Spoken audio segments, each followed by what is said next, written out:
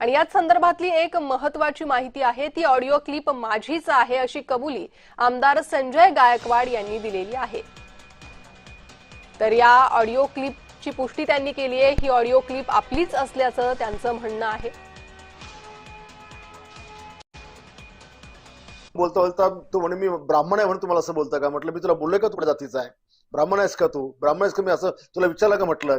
आणि मग तो म्हणे गोविंद पानसरे। म्हटलं मला काय घेणं गोविंद पानसरेची, ते वर गेलेत, जा तिकडे तू।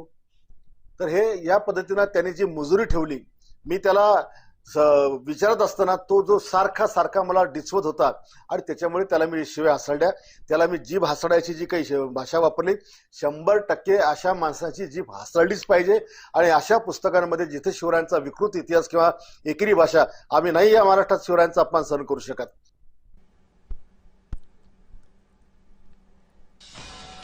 तर ती ऑडिओ क्लिप आपलीच असल्याची कबुली दिलेली आहे आमदार संजय गायकवाड यांनी। गोविंद पानसरे यांनी 37 वर्षांपूर्वी हे पुस्तक लिहिलेलं होतं आणि या पुस्तकाच्या शीर्षकाबाबत शिवसेनेचे आमदार संजय गायकवाड यांनी सवाल उपस्थित केले आणि थेट पुस्तकाच्या प्रकाशकालाच त्यांनी शिवीगाळ केलेली आहे। हा छत्रपती शिवाजी महाराजांचा अनादर असल्याचं संजय गायकवाड यांनी म्हटलेलं आहे।